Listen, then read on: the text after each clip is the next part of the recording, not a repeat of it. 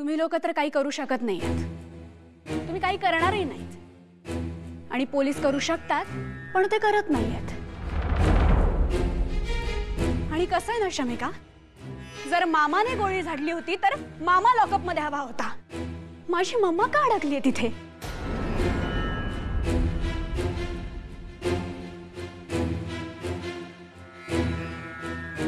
आणि निर्णय असाच झालाय की जोपर्यंत मामा सापडत नाही तोपर्यंत मम्माला साधी बेल सुद्धा मिळू शकत नाही। आणि तुला काय वाटलं, जोपर्यंत मामा सापडत नाही तोपर्यंत मी माझ्या मम्माला त्या घाणेरड्या लॉकअप मध्ये ठेवू? नो वे, असं नाही होऊ शकत, कारण तुम्ही तर मामाला शोधण्याचा काहीच प्रयत्न करत नाही आहात आणि पोलीस शोधण्याचा प्रयत्न करतायत पण त्यांना तो कधी सापडेल हे सांगता येत नाही। त्यामुळे शमिका, मी स्वस्थ बसू शकत नाही। I have to do something. हे बघा, तुम्ही आत्ताच्या आत्ता या घरातून चालते व्हा, नाहीतर मी सरळ पोलिसांना फोन करीन। रिया, तू यांना आत्ताच्या आत्ता घरातून बाहेर जायला सांग। ही माणसं या घरात येऊ शकणार नाही। हो मॅडम, इथे कसल्या लपड्यात आणून अडकवताय? भाईला कळालं ना खूप भारी पडेल। ओ मॅडम, आधी जे तुमचं काय लफडं चालू आहे ना ते थांबवा आणि नंतर बोलवा आम्हाला। आणि हो, नेक्स्ट टाइम आहे ना अड्ड्यावर भेटायचं आणि जे काय असेल तुमचं ते तिकडे बोलणी करायची। पैसे ॲडव्हान्स मध्ये घेऊन यायचे, समजलं का? ये चल रे चल। अहो थांबा जरा, मी काय म्हणते ऐक। गेले ते, हेच हवं होतं ना तुला? काय प्रॉब्लेम काय आहे तुझा? मला मनासारखं का वागू देत नाहीयेस तू? हे बघ, मी कसं वागायचं आणि कसं वागायचं नाही हे तू ठरवू नकोस। शमिका, तुला माहिती नाहीये, मी त्या जेलची अवस्था बघून आली। मम्मा तिथे कसं राहत असेल ना। शमी, अगं अभिषेक एक दिवस जेलमध्ये होता तेव्हा तू काय काय केलं नाहीस ग त्याच्यासाठी? आणि माझी मम्मा आता जेलमध्ये तर तू मला काहीच का करू देत नाहीयेस? कारण ना ती सुटून तिथून बाहेर यावी अशी तुझी इच्छाच नाहीये।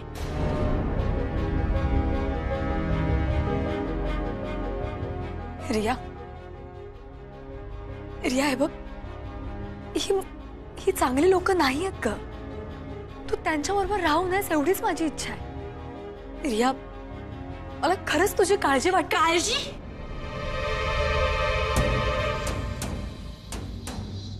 तुला माझ्याबद्दल काय वाटतं आणि काय वाटत नाही ना हे फायनली कळायला लागलंय आता मला शमिका। तुला जर माझी काळजी वाटत असती ना तर तू का बोलतीये पण मी तुझ्याशी? शमिका, माझ्या रस्त्यात आडवी येऊ नकोस, इतकंच वॉर्न करेन मी आता तुला। Riya,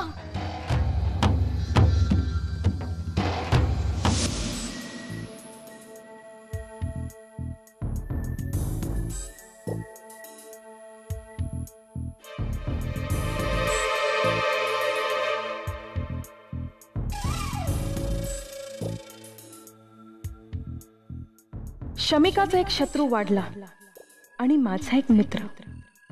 I mean now you wait and watch Shamika.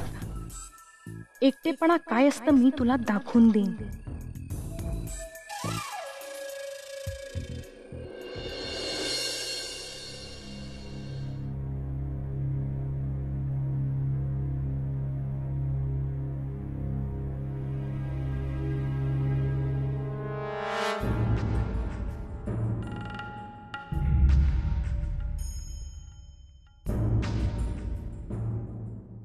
हाय, कशी आहेस? का बोलवलंत मला इथे? नाही म्हणजे मला असं वाटलं की आपण डायरेक्टली पोलीस स्टेशन मध्येच भेटू।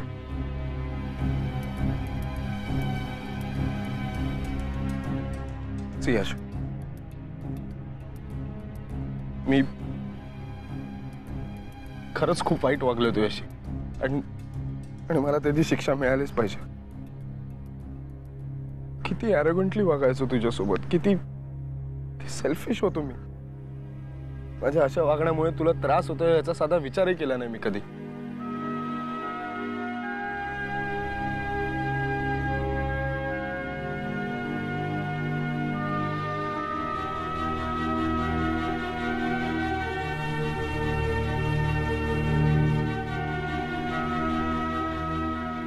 आशू,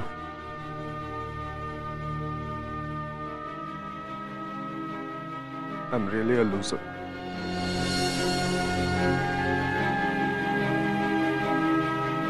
मी खरंच खूप वाईट वागलो तुझ्याशी.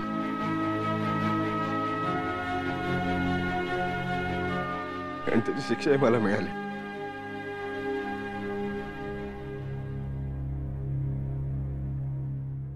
माझी आई मला सोडून गेली.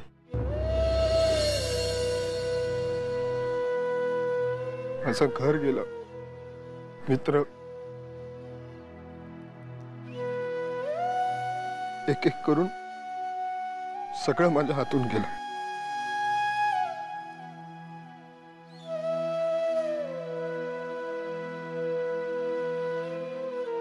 अशोक, प्लीज बोल काहीतरी. Please say something.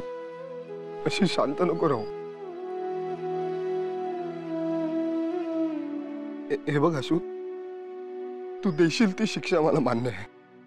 तुला मला मारायचं आहे ना, मार मला, मार मार मला.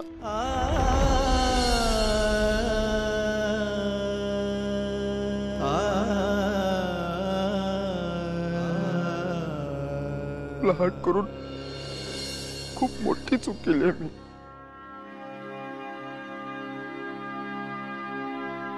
पण एक गोष्ट खूप प्रामाणिकपणे सांगतो अशू,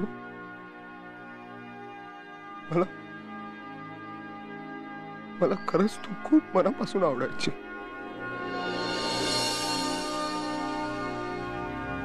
मी ज्या प्रकारे वागलोय ना तुझ्याशी, मला खरंच खूप लाज वाटते त्याची. आणि तू जरी मला माफ केलंस ना तरी मी नाही स्वतःला माफ करू शकत.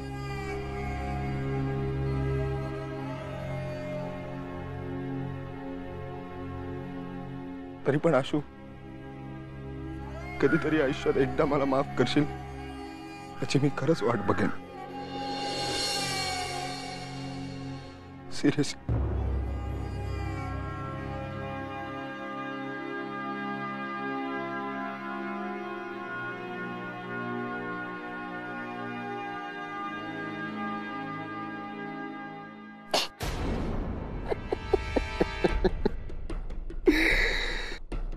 बावळट. याजनी तेवढीच मूर्ख आहे जेवढी ऍक्सिडेंटच्या अगोदर होत.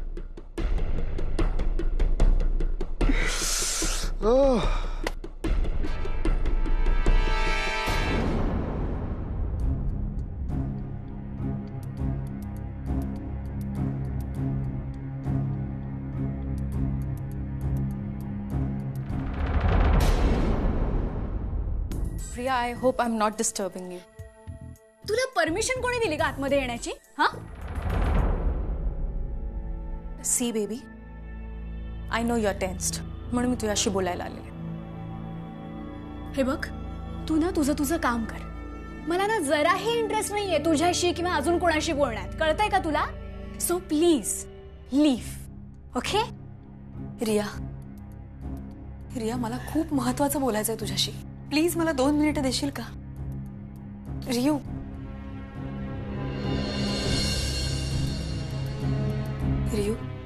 हे बघ, मला मनापासून असं वाटतं की तू अशा लोकांबरोबर राहणं चांगलं नाहीये. हे बघ, तू चांगल्या घरातली मुलगी आहेस. ही लोक पैशासाठी वाटेल ते करतात का? ही लोक. ए गप ना. उगाच काळजी घेण्याचं खोटं नाटक आहे ना, बंद कर आता तुझं, कळलं ना? ती जी जेलमध्ये खितपत पडली आहे ना, ती माझी मम्मा आहे, तुझी कोणीच नाहीये ग ती.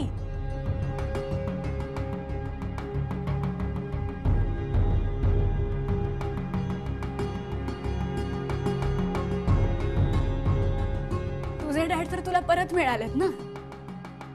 त्यामुळे तुला नाही कळणार हे दुःख.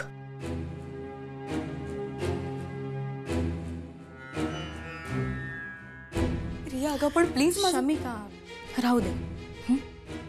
तसा पण तिचा मूड नाही आणि you know how much disturb she is. आणि उगाच आपण तिला लेक्चर देत बसलं तर मला ठीक नाही वाटत आहे. So leave her alone. Try to understand please.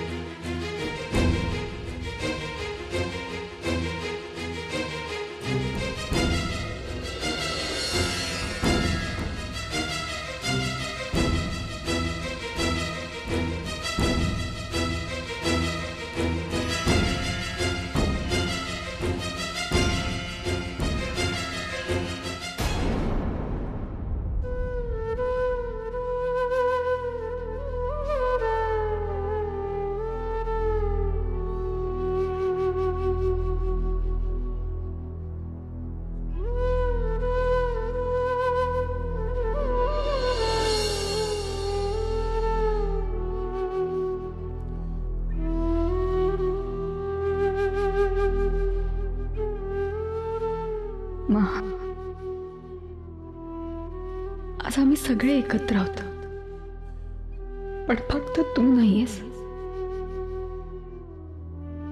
डॅडच्या फोटोकडे बघताना किती वर्ष मी असं म्हटलंय. आणि यु नो आज आज ते आमच्या जवळ आहेत. तसाच काहीतरी चमत्कार होऊन तू आमच्याकडे परत का येत नाहीस मा? मला तुझी खरंच खूप गरज आहे मा. खूप खूप मिस करते मी तुला.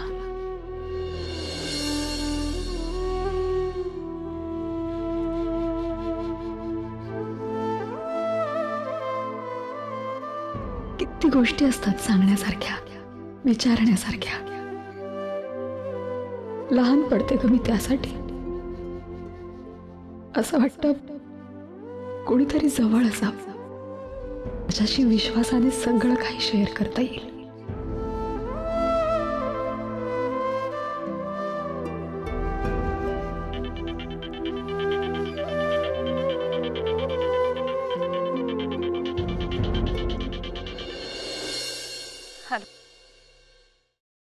तुला कसं कळतं रे मी एकटी आहे किंवा मला काहीतरी शेअर करायचं? तुला माहितीये अशा प्रत्येक वेळी तू नाहीतर तुझा कॉल नेहमी येतात. बाबा अभिजीत सब जानते हैं, बम बम बोले. तुला म्हटलं ना शमिका, आपल्यामध्ये काहीतरी एक वेगळीच टेलिपॅथी आहे. आपला बॉन्डच असा आहे. तू डिस्टर्ब असलीस ना की मला बाप्पावरून SMS करतो, शमिका डिस्टर्ब आहे, आणि मग मी लगेच तुला फोन करतो. म्हणून मग आता ऑफिसला आलोय तरी तुझ्याशी बोलावं असं वाटलं, म्हणून जरा बाहेर येऊन फोन केला. बोला शमिका बेटा, काय टेन्शन आहे तुम्हाला? काय नाही रे, रिया आणि रियाचं वागणं. तुला विश्वास बसणार नाही तिने आज काय केलंय. काय केलं आता?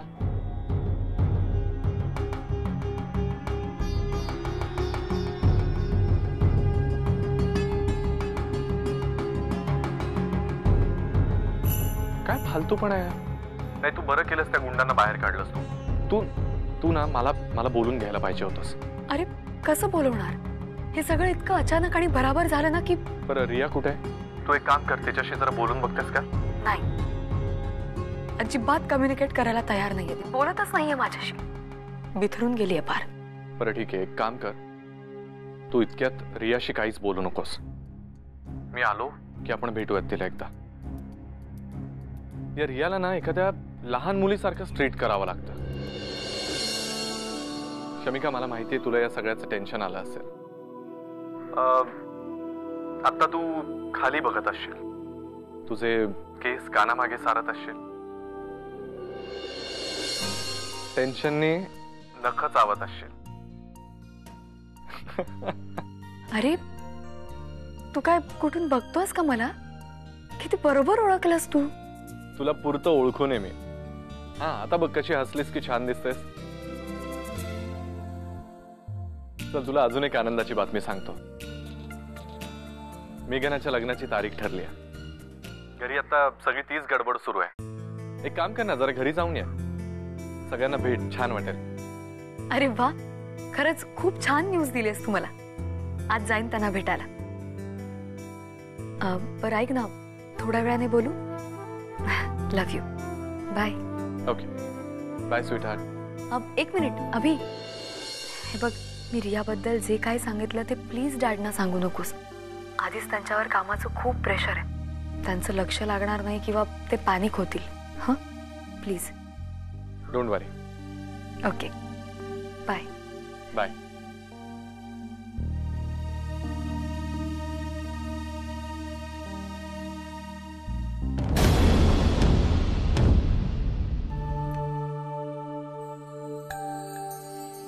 आजी पण चल. शमिका ये ये बाळा, तू आहेस कुठे? तुला आम्ही बोलावणारच होतो आता, तुझा पत्ताच नाही. पण करणार काय? आजकाल असतेस कुठे तू? बाळा, मेघनाचं लग्न ठरलंय, तुझी मदत लागणार हो आम्हाला. हा आज कुठे असते बाळा? अरे वा, एवढी खरेदी? म्हणजे मेघनाच्या लग्नाची खरेदी झाली सुद्धा? अगं हो, गेल्या 2 दिवसात सगळी खरेदी करून टाकली. तुला बोलावणार होतो, पण आपल्या वेडिंग प्लॅनर प्रियाबाई म्हणाल्या इतक्या वर्षांनी तिचे बाबा तिला भेटले, म्हणून तुला बोलवलं. आणि बरोबरच ते बस.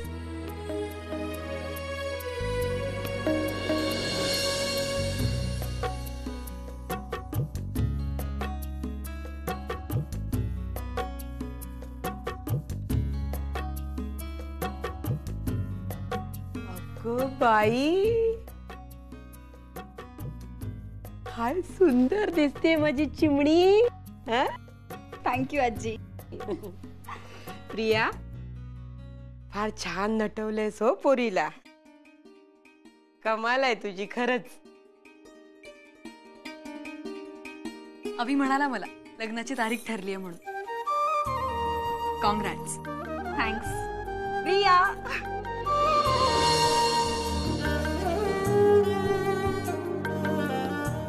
खरंच खूप भारी आहेस. एकतर तू माझ्यासाठी इतकी छान साडी सिलेक्ट केलीस आणि ती नेसवलीस सुद्धा खूप छान. खरंच तू खूप रॉकिंग आहेस. थँक्स. बरं बरं, आता विभा येईल, तोपर्यंत बाकीच्या गोष्टी ठरवा. अगं हो, आणि डेकोरेशनचं काय तेही बघायचंय. हो, आपण एक काम करूया ना, आपण नेहमी कसं झेंडूच्या फुलांच्या माळा सोडतो भिंतीवरून, तसं करूया. ते छान दिसेल नाही का? ते फारच टिपिकल वाटेल ग. आय मीन आपण ते करायचं, पण त्याच्याबरोबरच रेडीमेड बुके मिळतात, हे आपण आणून घेऊ. हवे तसे हेवी डेकोरेशनचा फील देऊ शकतो. ही मस्त आयडिया आहे. म्हणजे आपलं घर एखाद्या बॉलिवूड फिल्म मधल्या शादी के मंडप असं मस्त दिसेल. बरं, आणि साड्या, ज्वेलरी सगळं आधीपासून ठरवून ठेवा. हो, आपण एक काम करूया ना, 4 दिवसांचा साड्यांचा रंग आधीच ठरवूया, म्हणजे सगळे एकाच रंगाच्या साड्या नेसतील. हो ना? ते पण छान दिसेल. मला खरंच खूप आवडलं. एकाच रंगाच्या आपण बँडवाले वाटू यार. आय मीन, मी सजेस्ट करीन की कुठला रंग आणि कुठली ज्वेलरी कशावर सूट होईल. आणि मेघनाच्या साड्या दरवेळी प्रत्येक डिफरंट आणि हटके असणार. पहिले तिचे रंग ठरतील, मग इतरांचे.